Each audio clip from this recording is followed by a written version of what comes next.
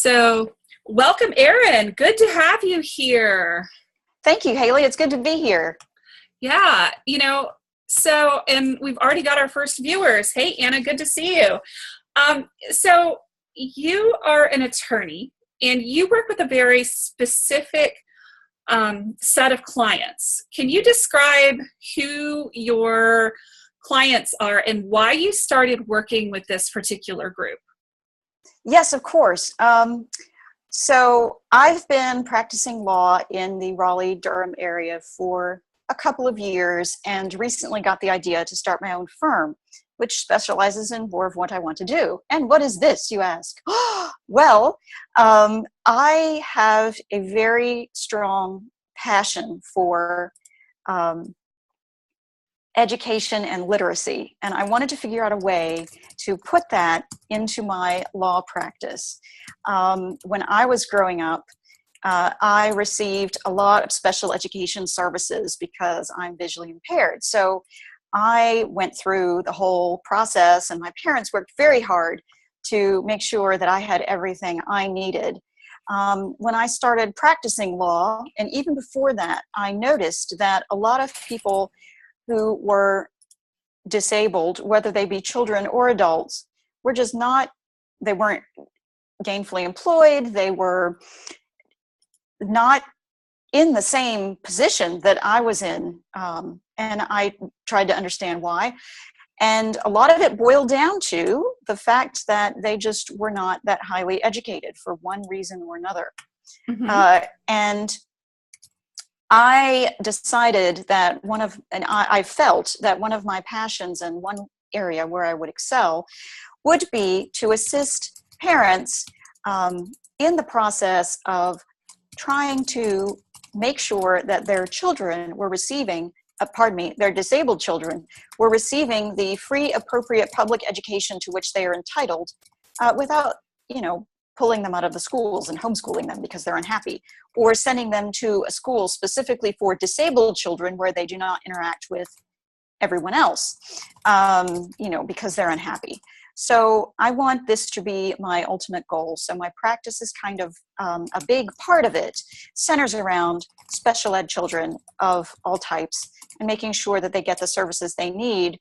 And the key to it is going to be collaboration and advocacy when the school does not, is not giving the children the services that are, reasonably appropriate in light of that child's circumstances. There was a recent Supreme Court case, actually, that defined what reasonable services are supposed to be. North Carolina pretty much is following this new standard, but it's going to be somewhat confusing going forward. So I'm hopeful that I will be able to assist parents who, kind of don't know what to do and want to figure out ways to convince the school that their child really needs services in order to succeed. So in a nutshell, those are my unique clients.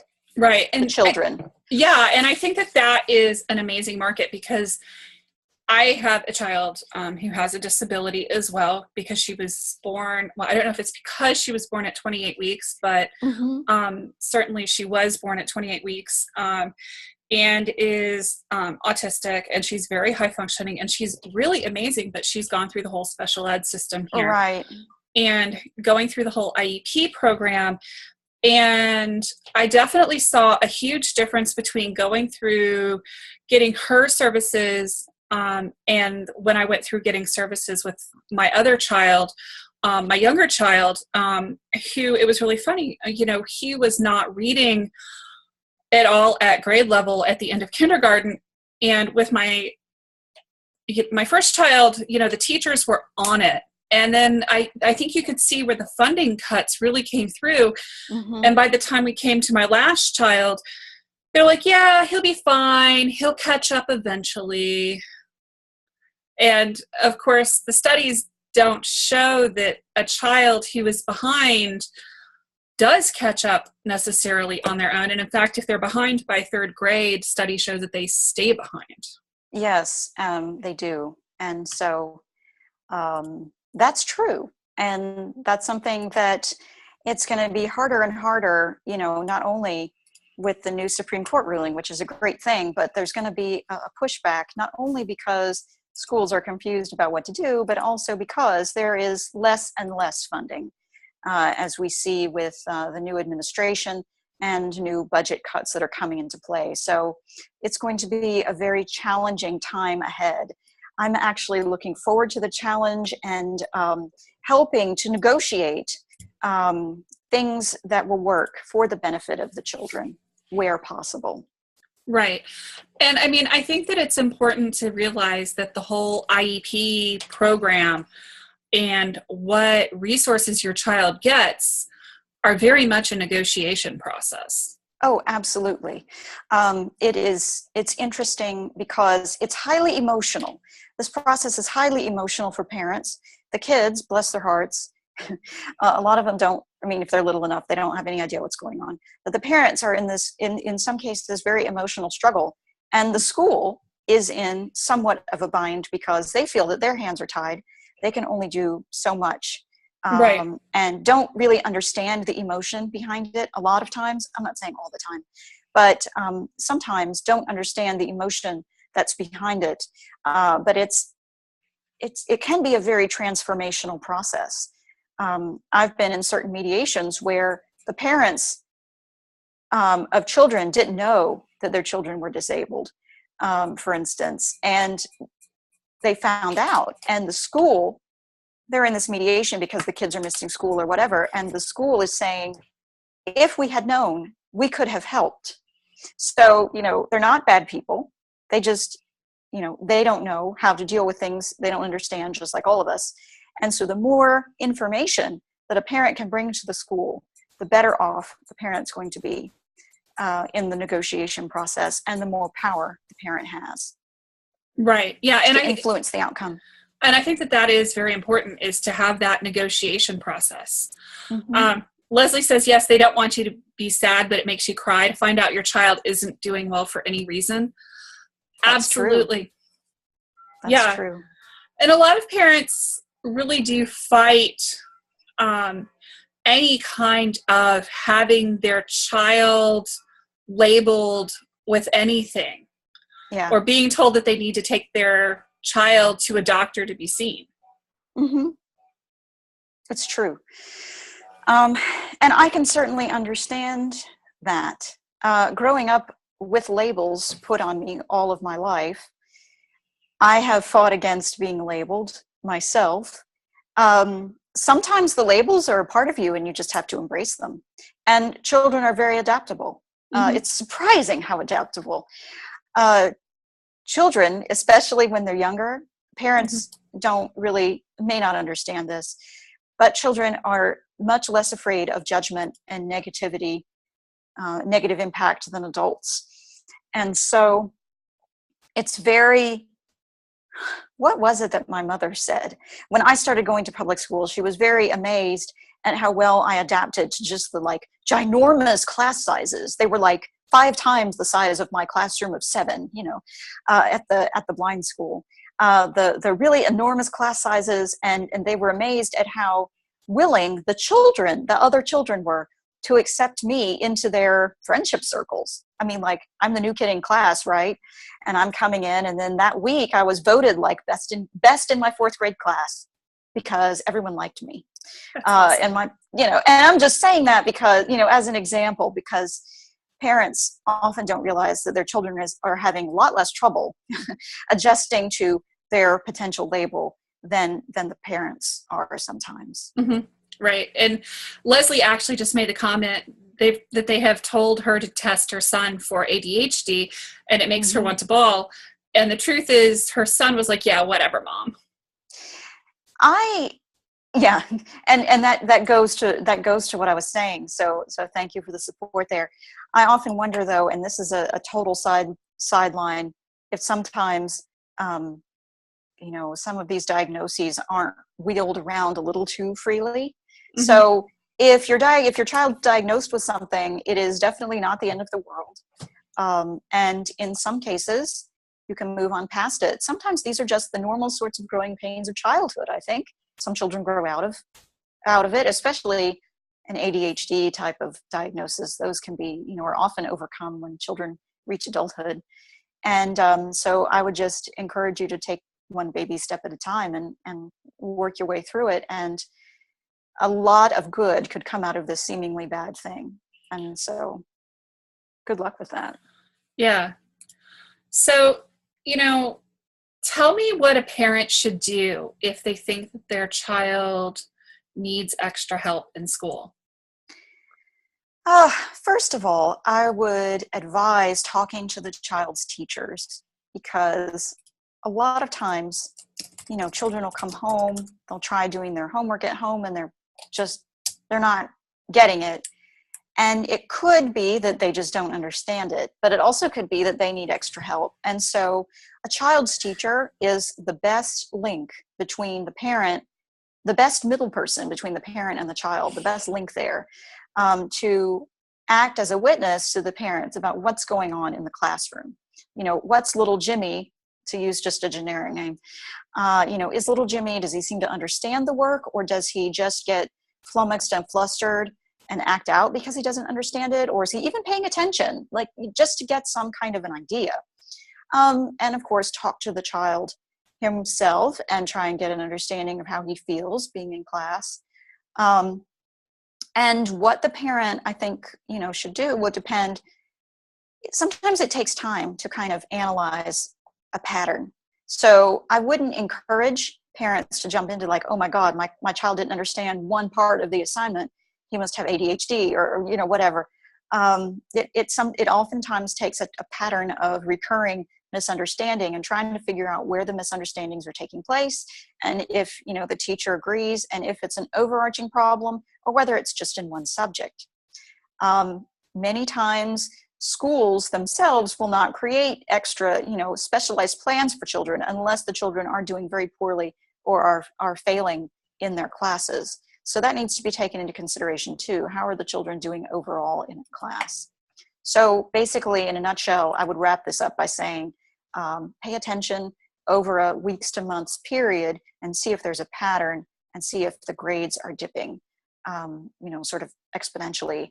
And if they're taking a big drop, if they're taking a big drop, then it would behoove you to, check with probably going up the ladder, the guidance counselor, who might have a better idea of what testing needs to be done to see what, if the child's got a condition. Did you hear my phone talking, by the way? No, I can't hear your phone talking. Good. Okay, thank you. Good. That was important. I just got a text message and it decided to tell me about it. It's okay. Yeah, no. Fortunately, I don't think that I can hear any of the other stuff except for your voice. And I don't think that you can hear the dinging and the binging and the ringing on my side either. I don't. As people are texting me furiously as well.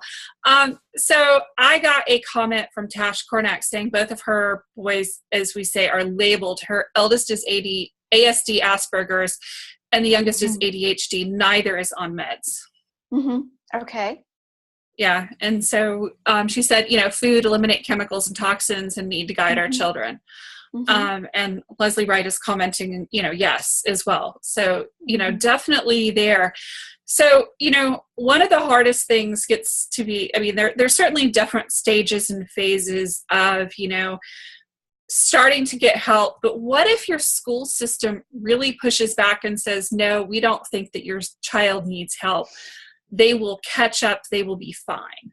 Mm-hmm. Then what do you do if you don't believe that to be the case? Then you can, and an attorney's help and guidance, or an advocate's help, is always recommended, but there are ways to file complaints, for example, with the school board and the superintendent's office to try and get the process moved forward. Many times it results in a mediation process, and a mediation is generally conducted with a neutral facilitator or mediator who's often not legally trained, but is trained in the art of negotiation and often some transformative skills there too. I've had training in this area called conflict resolution. A trained neutral professional to facilitate a discussion between a representative from the school and one from the parents. And often the parents are there. Sometimes these mediations, it depends on the district, but they can be rather informal, and often lead to excellent results. And if filing a complaint in that form doesn't work, then there's always the court process.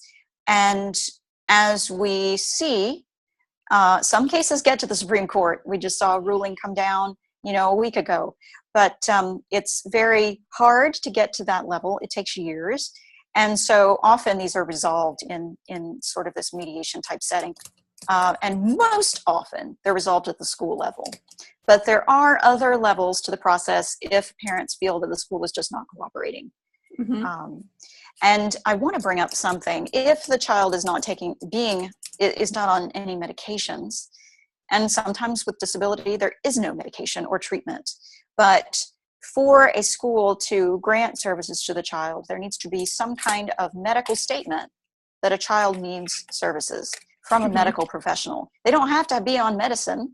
They just have to have a medical, like corroboration from a doctor, for example, that, the parents are not medicating their children. There are no medications, or the treatment regimen is working that we have prescribed. It can be any kind of holistic treatment, whatever, but a doctor needs to kind of weigh in and give their expertise. And the doctors are often made part of the IEP team as well.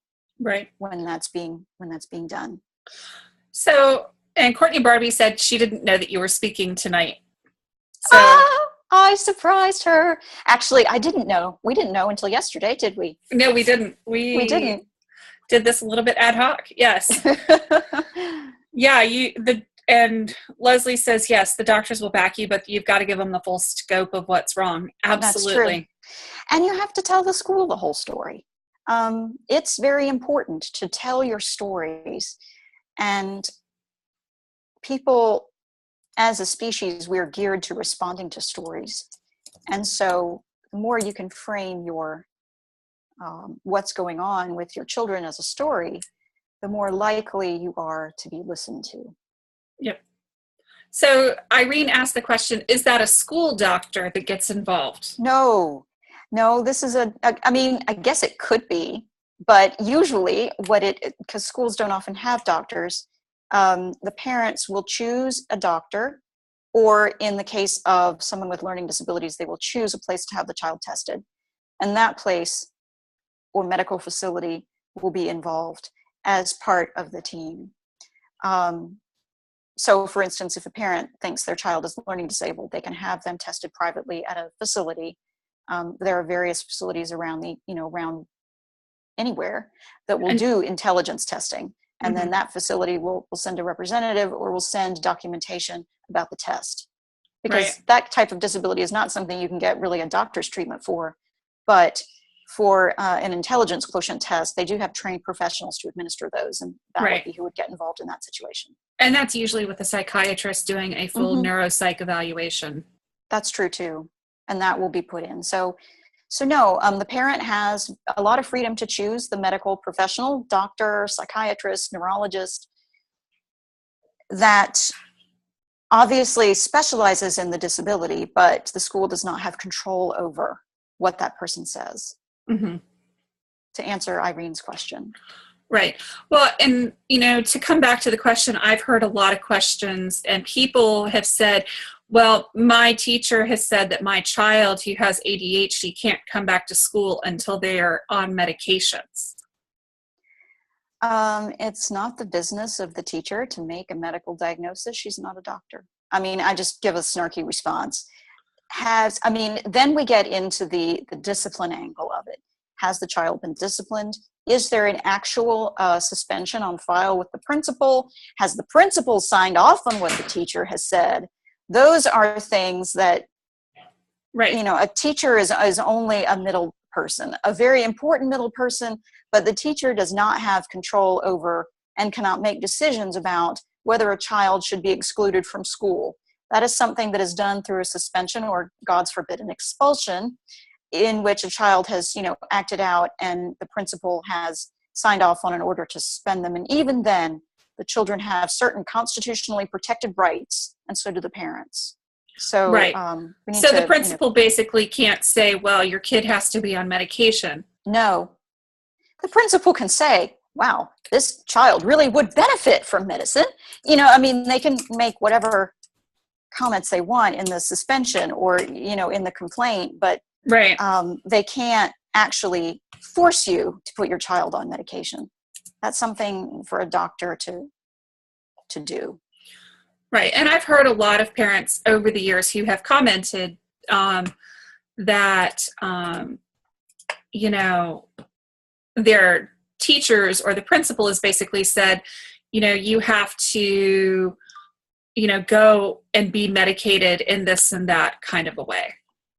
That's very strange. I've never run into that, although I have known parents who have said that the principal recommended that their child see a doctor, or the teacher recommended that their child see a doctor.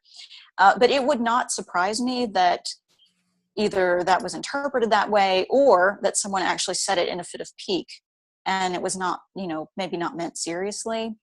And like I said, I don't know. I mean, the whole story has to be considered, as we say. So if that was actually said, that's very unfortunate. Right. And then Leslie says that she loves you, and she says that you're loving this. She's loving the speaker. Erin can't see you guys typing in at the same time because she's doing this from her cell phone. And the way it's a little too much information for a cell phone. Yeah, but, the way that the Facebook connects in. Yep. And then Courtney Barbie also had a comment for you. Her son's team includes a private neurologist and therapist, the staff at their charter school and private preschool, and services provided by the county public school systems. It really helps to have an advocate like Erin when dealing with so many parties. I'm sure that it does. And it helps to have someone who is not involved in the situation to negotiate. I understand that a lot of parents want to do this themselves, and I applaud that. And when my webpage is up and running, I will provide some resources on getting started with that. But I do think, especially with a lot of people involved, it helps to have someone keep track of what's going on. Right. I mean, you've got to support your children and take care of your other children and take care of your husband and or wife because they need to be taken care of too, and take care of yourself. It does help to have someone who's got your back. It's a lot of moving parts. And Tosh Corneck said, absolutely. So do you work with CCHR International? I don't know of that program, but I could check it out. That's something cool. I've not heard of. Yep. Yeah, she is. So you're a private attorney here you're just starting your practice here locally, right? And so she's located here in North Carolina. And you primarily have worked with people with, so tell people again what you do in your practice. So again, a large part of my practice is centered around special education issues for children in the kindergarten through 12th grade public schools here in Wake County, which is the county that I live in. Although I would take cases in other parts of North Carolina if needed, because that's where I'm licensed to practice law. And in the overarching sort of specialization of special education, we have children who have various disabilities and need some accommodations to get the free appropriate public education. That's a magic phrase, by the way, to which they're entitled if they're in the public school. And the accommodations that the school provides have to be reasonable in light of and appropriate in light of the child's circumstances. And the child's progress in school has to be also kind of in line with that of the other students based on the child's disability. So if the child is starting out behind, then the accommodations need to make it so that the child is making progress relative to the other students that are kind of on their level. And their progress could speed up as they get closer and closer to those in their grade level. But the accommodations need to ensure that they meet that standard. Right. Well, and yeah, so, this recent Supreme Court ruling basically said that, minimal Minimal support, progress is not enough. minimal progress is not sufficient, right? So basically, the Supreme Court had ruled way back in the 80s that children needed or were required to have special services granted to them if they had a disability, and those services needed to be reasonable. Mm-hmm. But the parents can't ask for something totally out in left field that is not necessary at all. The services have to have some kind of a link between the disability and making progress on the part of the child. In other words, how can this service help the child move forward in the education setting and receive that education? So what the Supreme Court did not rule on was how progress was measured.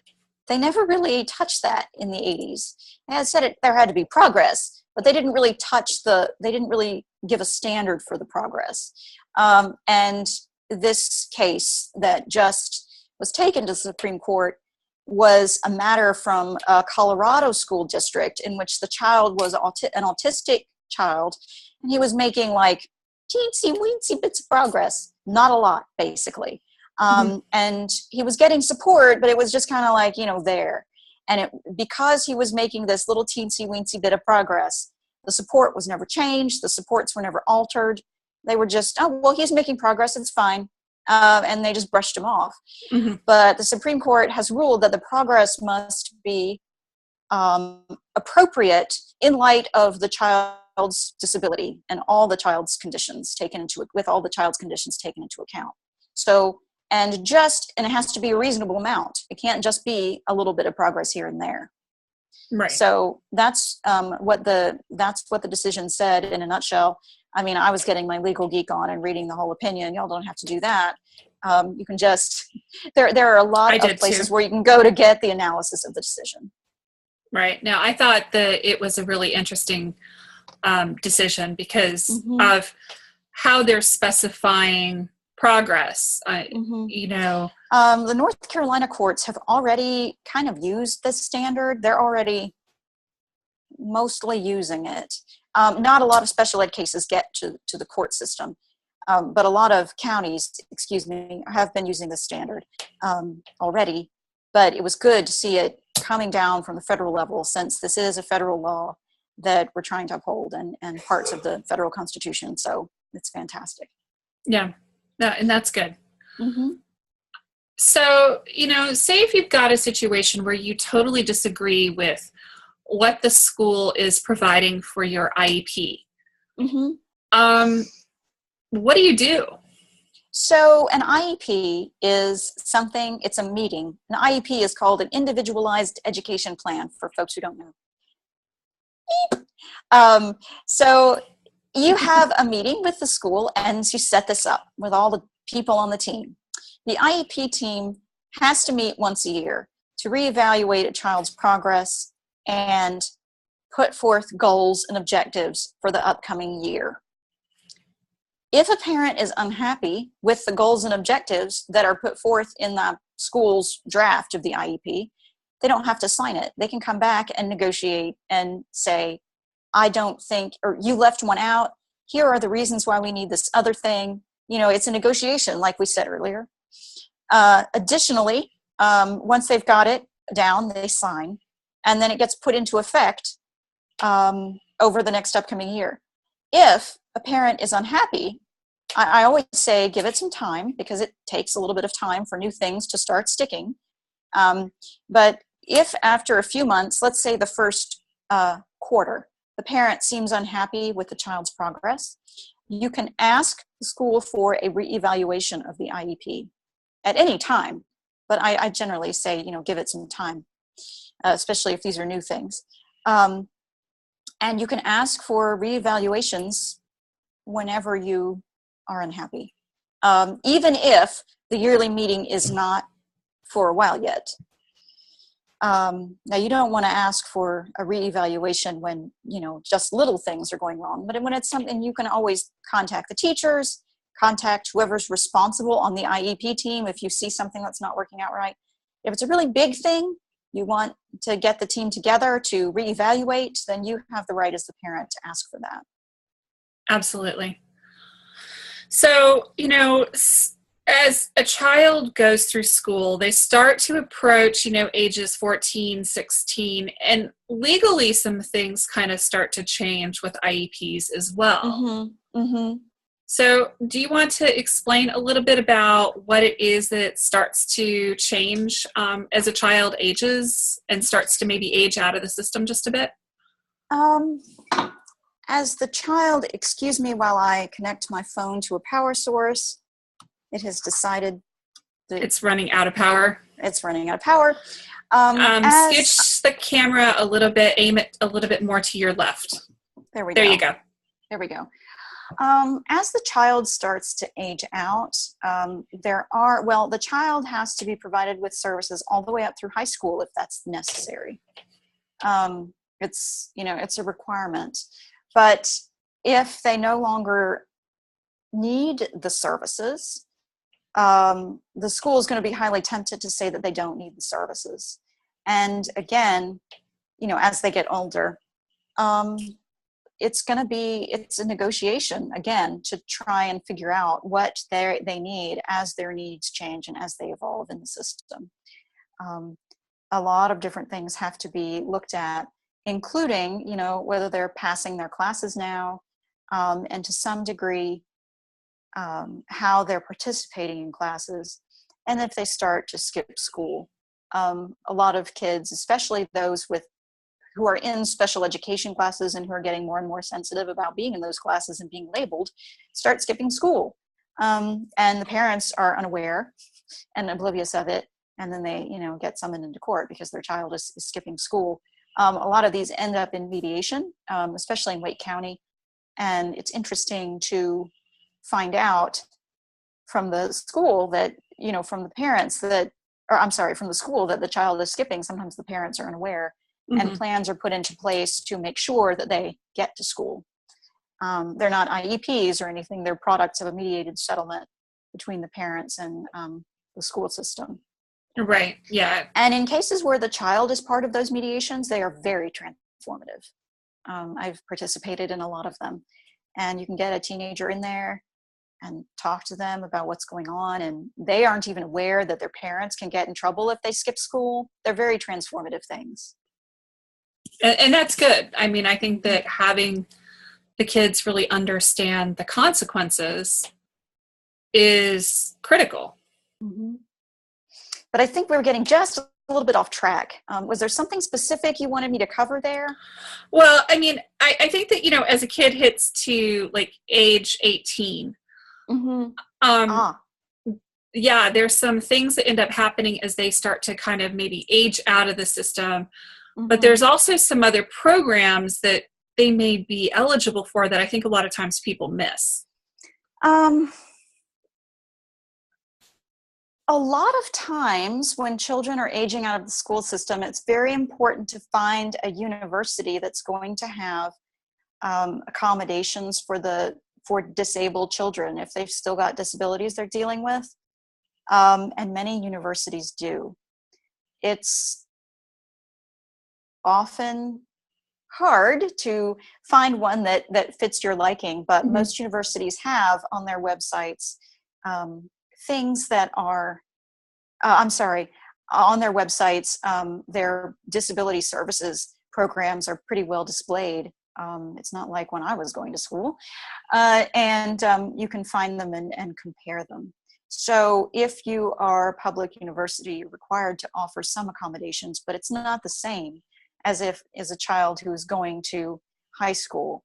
Most universities by law need to provide similar accommodations to what they did for the high school, but it's not a requirement, and the parents are no longer involved. It's a student to faculty kind of situation at that point. Mm-hmm. Right. No, I understand. What if a parent doesn't think that their child is competent to make legal decisions? What do they do at that point? Well, it's not the parent's decision as to whether their child is competent, but they can file a petition to be a guardian for their child. Mm-hmm. And a court will have a hearing, and a judge will evaluate the competency of the ward, the potential ward, and the ward, who's the child, has an advocate. Mm-hmm. And in Wake County, we have something called the Guardian Ad Litem program, and they have volunteers who are often attorneys, sometimes not, but to serve as advocates for children in those situations, in competency hearings and other situations where children may need those services. How is that typically decided that somebody does or does not need a guardian ad litem? I do not have a whole lot of experience with that program, so I'm not really sure, but I do know about the competency hearing. A judge will ask certain questions of the person that is judged incompetent. They will answer. Their advocate will answer. There needs to be evidence submitted on the part of the person petitioning for guardianship that person is not able to handle his or her own affairs. Mm-hmm. And it's a very rigorous process because it's something that's it's very restrictive. A parent could petition, of course, for custody for a child over the age of 18, but that is even more rigorous and restrictive. Mm-hmm. Parents who are guardians for their children have control of their children's basically property and finances, but the ward does have some legal rights that an adult would have. Mm-hmm. The ward can marry. The ward can serve as a witness in a court proceeding. And the ward can sign contracts unless the parent can demonstrate that the ward lacks what we would term capacity, which is basically the ward doesn't understand what he or she is signing and the nature of it and how it binds him or her.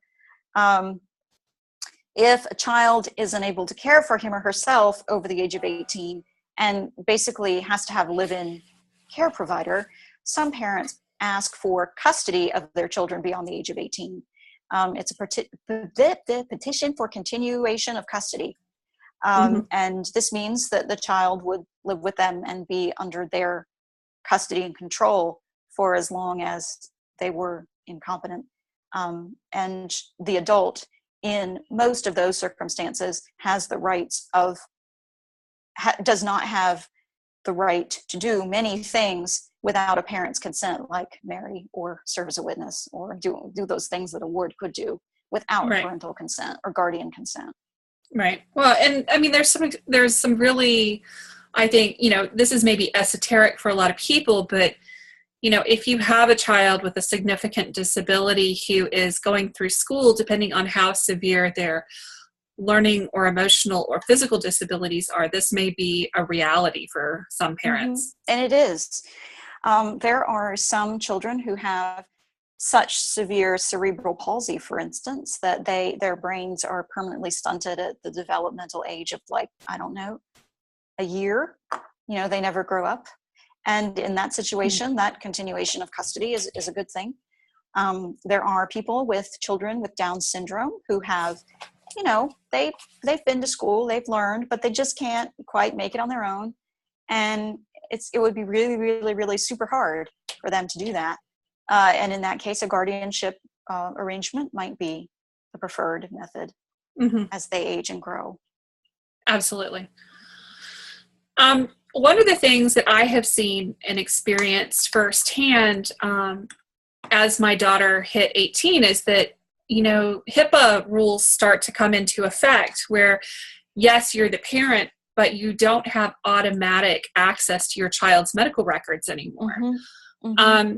So it becomes necessary to start thinking about things like, medical powers of attorney and legal power of attorney if something were to happen, so that you can step in. And a lot of people don't think about that when their kid turns 18, that, oh my gosh, it's time to get a will and a power of attorney set up, so that you could handle kind of something really bad going wrong. Right.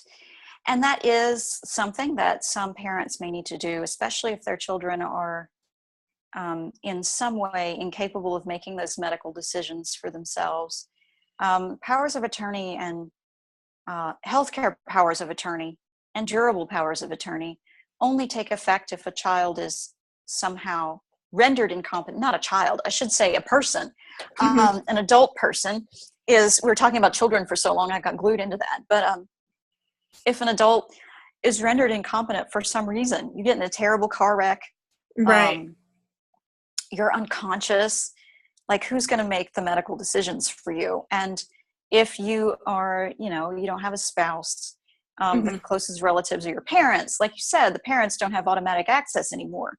Right. So it would be good to, especially with maybe college age children, even if they didn't have a disability, for the parents to get, and the child has to agree, to get a healthcare power of attorney, so that if something were to happen, they could make the medical decisions necessary when their child, now an adult, cannot do that for themselves. Right. And that is something that I can do if people are interested. And in helping with that, I do wills and estates as well, making sure that families are provided for into the future. And also another area that I'm looking to branch out in that relates to disability is the special needs trust. So a special needs trust, going back to those kids that we said were never going to be able to take care of themselves on their own, is a document that family members, parents, most commonly parents, leave a certain amount of money for their children in some kind of financial package. They have a financial advisor who makes the investments for them. And a lawyer draws up a trust so that the money can exist for the benefit of that child's care, comfort. There's a whole bunch of other words. When the parents die, and the trust is administered by a trustee, and the child is the beneficiary and would receive that money in installments to pay for their care and comfort and so on. So that is another area that I'm looking to branch out into as well. And it's important to put some of those legal mechanisms in place, sooner rather than later. Absolutely. You don't want to be caught out. And this is a thing that a lot of parents don't want to think about.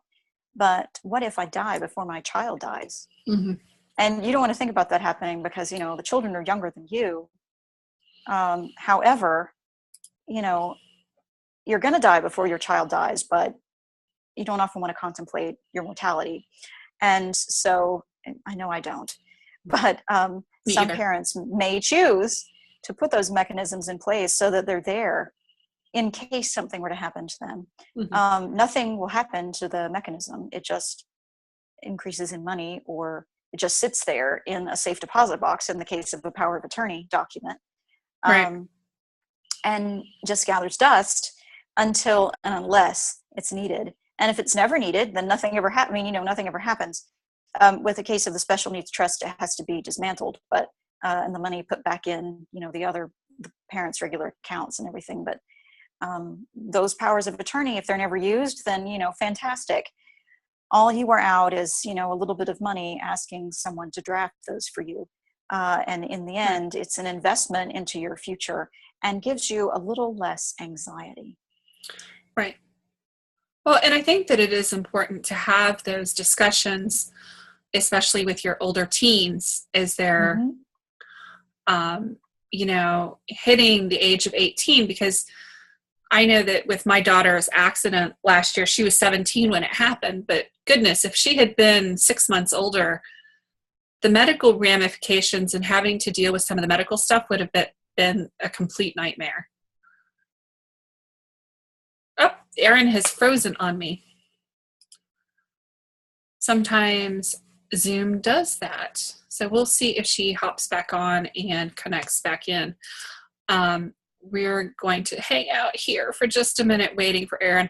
Erin is a local attorney, and she does a lot with wills, trusts, and doing advocacy for special needs children, that sort of thing. And she appears to have popped off on me. Apparently Zoom cut her off. So I think you're back. Hello, you're back. Yeah, I don't know what happened there. Yeah, sometimes, as we've seen with Zoom, it will, internet connectivity will not behave to the best of its ability from time to time. That's true, but I'm here now. You are here now. Do we have any questions that have popped up? We do not have any questions that have popped up, but we've had a bunch of people just sitting on there, kind of watching steadily. So I have a question for you about wills. How often should people have their wills done? Well, I would suggest, having one will done, and you don't really need to have it done again unless there's some kind of major change in your life, in something that you have. If you've gotten not a new car potentially, but you've come into a bunch of money, you want that money to go to someone particular. So it basically needs to be done when there's a significant change. You've gotten a new spouse, you've had not necessarily more children, but you've inherited children. Maybe the spouse has stepchildren and you want to provide for them. Some kind of major life change or financial change, I would suggest having your will just looked at.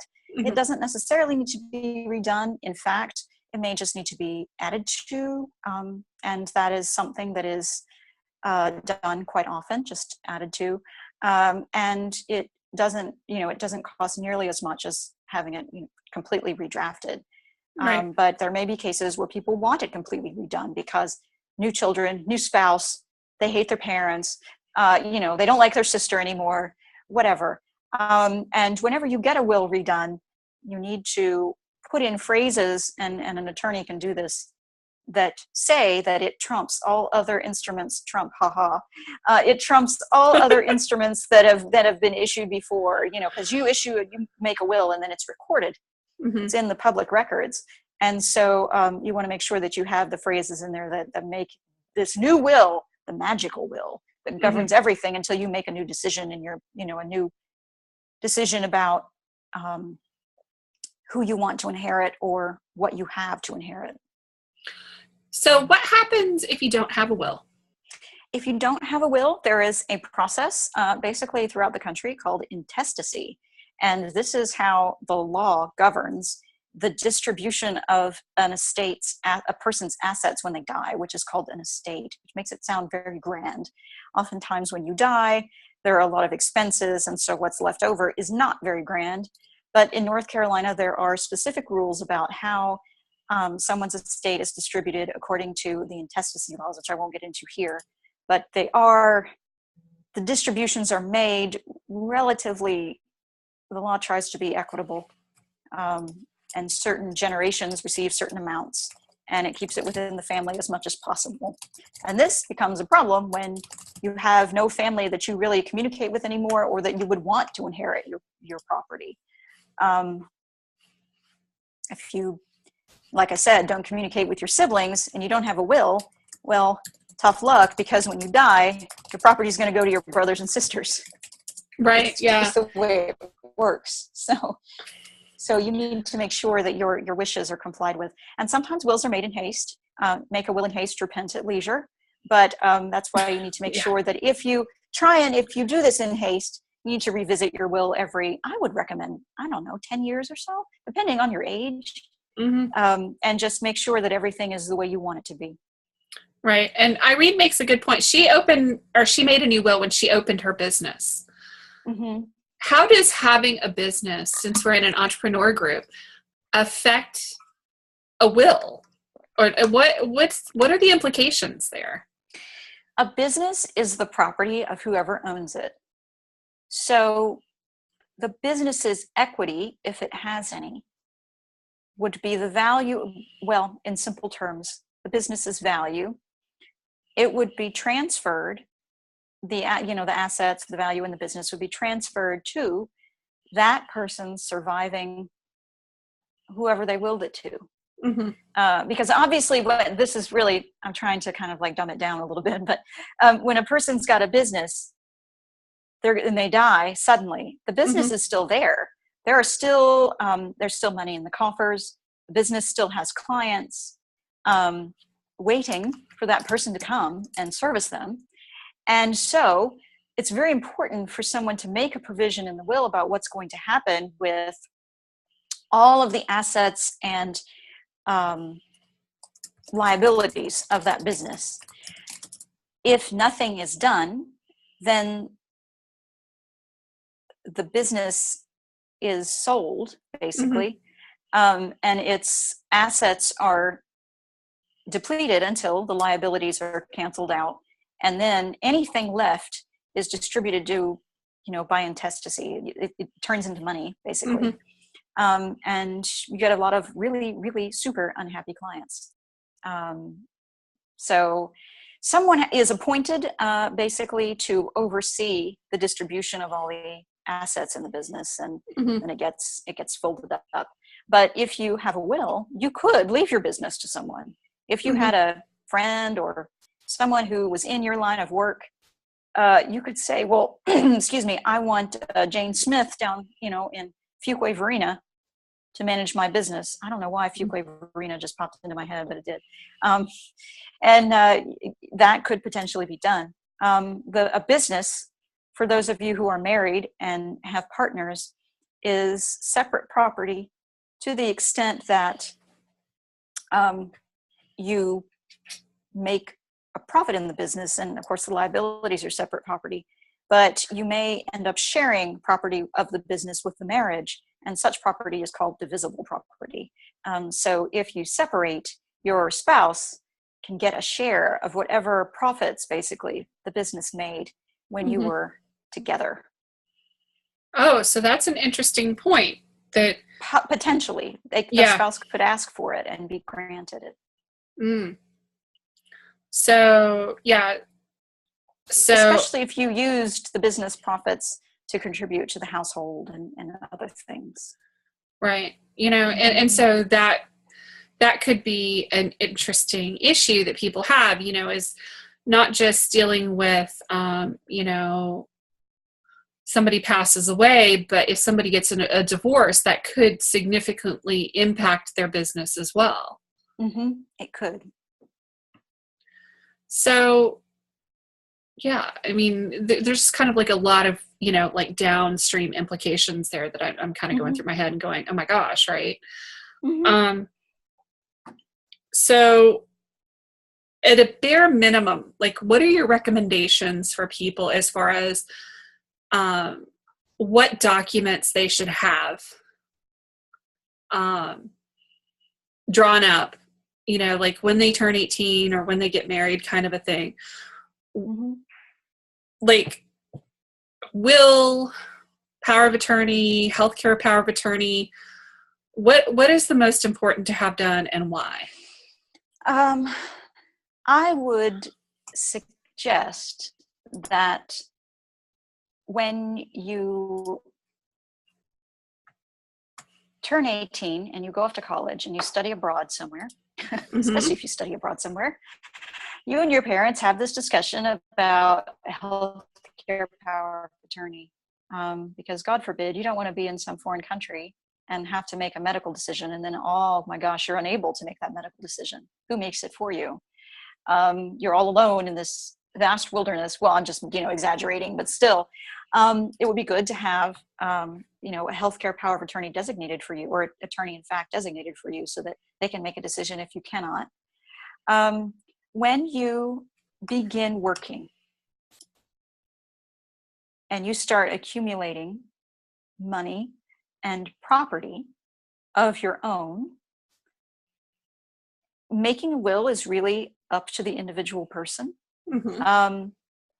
It's not necessary to do it unless, you're married, you have children, you've kind of moved on, basically, from under your parents' roof, and you now have assets of your own, properties of your own, money of your own, and partners of your own, and probably children of your own, to whom you want such things to go. And if you want to make sure that they go to certain people, then definitely a will is very important.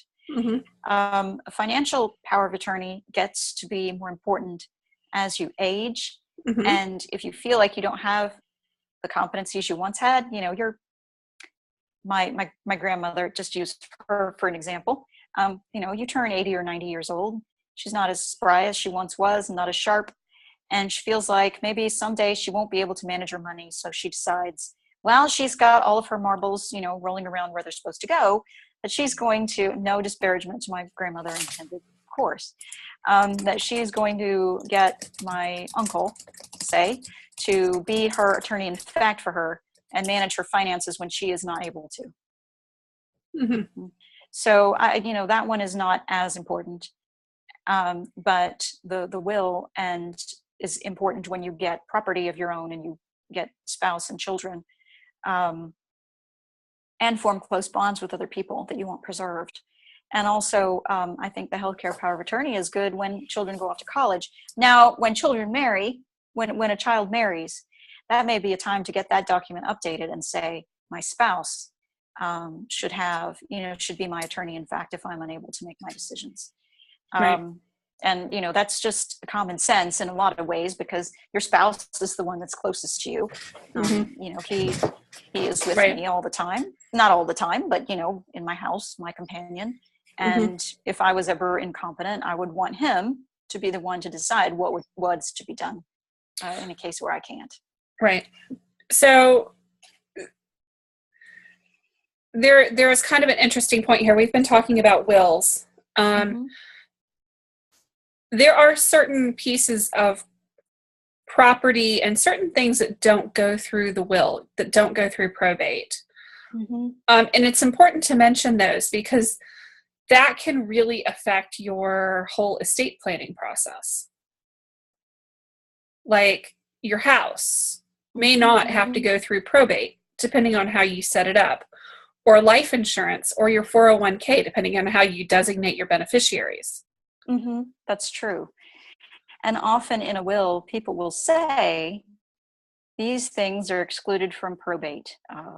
My house, which is owned by me and my wife as tenants by the entirety, and my life insurance policy valued on this date at X number of dollars, with beneficiary of Rose Higgins, my daughter, and they'll designate those things to kind of put them outside of the probate and make sure that they go to whom they need to go.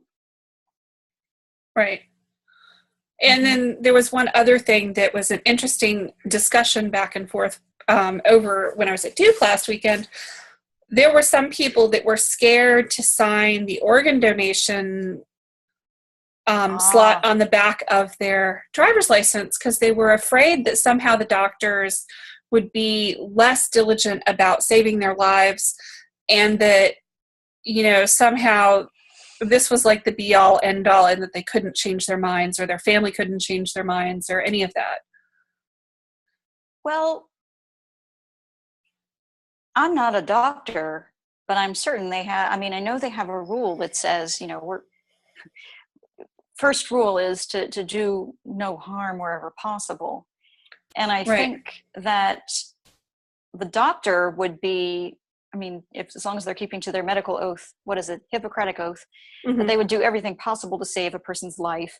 If a family felt that a person's life had been neglected so that their organs could be harvested, I suppose there could be potential for medical malpractice there, or an ethics violation of some sort. But that is not a type of law that I know anything about. Right. So I'm just going to shut the door on that right there, and say that if you are an organ donor, then your decision to be an organ donor is governed to a great deal of extent by your driver's license, because it's assumed you're competent to make those decisions when they were made. And so oftentimes families can object, but I don't know how much weight they have in actually changing the mind of the person who wants to harvest the organs. They actually, if you have a healthcare medical power of attorney, you can actually prevent the harvesting. You can, if you have. Well, that was my last point. Unless you have a healthcare power of attorney for someone, you can prevent that. If you don't, and you're just a family member who says, "Well, she wouldn't have wanted that," then you're less likely to be able to prevent that. Right. Exactly. Yeah, no, I think it's just important to be aware of, kind of some of these extraneous like subjects when you're dealing with, wills and testaments and healthcare powers of attorney, that, what would happen in this case or what would happen in that case. But maybe, one of the most powerful things you can do is actually talk to your family and make sure they know what you would actually want. And that the person that you put in charge of making those decisions is a person who will enforce whatever decisions you would want made, regardless of what their own choices might be. It's very important for the person making the document to be certain that they know who's going to be making the decisions and that someone you trust, because you don't want to put someone in that slot who would not make decisions that you wouldn't want. Exactly. You want to do your best to make sure that that person is going to make the decisions that you would have made. And so it was very important when my husband and I got married, we sat down and had talks about what would happen if you were on life support, what should I do? Here's what I want done. When you die, do you want to be cremated or do you want to be buried? Or when all those kinds of things that it just kind of like creeped me out to have this talk when we got married and we were young and carefree, but not thinking at all about all the, death and dying and all this heavy stuff. But it was very important to me for him to understand what I would want done so that there would not be conflict when people are already grieving and in so much emotional turmoil from, right. A grieving, losing a loved one. Right. No, I had those conversations with my mom. And I was actually really grateful that I had those conversations because she did end up being able to donate her kidneys. But it was only because I had those conversations with her that I was certain of what the decisions she would have wanted made in the situation that she was in were. And that I actually made certain that she was able to donate her kidneys, which were the only organs that they were able to use. They tried for corneas as well, but, if I hadn't have been really certain of her decisions, it would not have happened because the hospital she passed away at did not typically ask those questions of patients in this type of situation. And in fact, this was the first organ donation that they had seen in several months. So, being aware of that and having those conversations can be really powerful on both sides, both to prevent and to ensure that if that is what your final wishes are, that is what happens. Right. Absolutely. Very cool. So if somebody wanted to get in touch with you, how would they go about finding you, Erin? Okay, so I have a Facebook page, which some people have already found, it appears. Yep. The Law Office of Erin Baker Edgar, PLLC, or you can find it on Facebook by going to fb.me/Erin Edgar Legal. You can go to my webpage where there is nothing except something really cool is coming to this site at this point, but my webpage will have information on it relatively soon, and it is the http://erinedgarlegal.com. If you want to email me, because keep in mind, I do not conduct meetings over social media for ethical and confidential reasons. You can email me at Erin@erinedgarlegal.com, and I should spell my first name. It's ERIN. Erin@erinedgarlegal.com. Or you can call me if you are in the Raleigh area and want to meet or have a phone conference. I would be more than happy to do that. It's 919-807-1863. And I make a point to return a call within 48 to 72 hours, depending upon my availability and my other life goings on. So, and I try to return emails within a day, within 24 hours. Fantastic. Thank you so much for joining me tonight. No problem. Thank you for having me. It It's was a been pleasure. fun. It It's been has. so much fun. I'm actually going to hop off of Facebook Live, and then I'm going to hop back on and talk about Guerrilla Marketing Bootcamp, but I'll spare you that whole Which rigmarole. I have signed up for. Yay! I'm so excited about that. I'm excited too. I'm hopeful that I'll be able to fit it into my ever-growing busy schedule. Yeah, that's why I scheduled the classes for 8 o'clock on Wednesday nights, was so that Yeah, it would fit into people's busy schedules and not at a time when their kids needed them or any of that. So I was hopeful that it would be excellent. really good. So thank you. Wonderful. I'm Thank looking you. forward to having you in the class. It's going to be awesome. I just know it.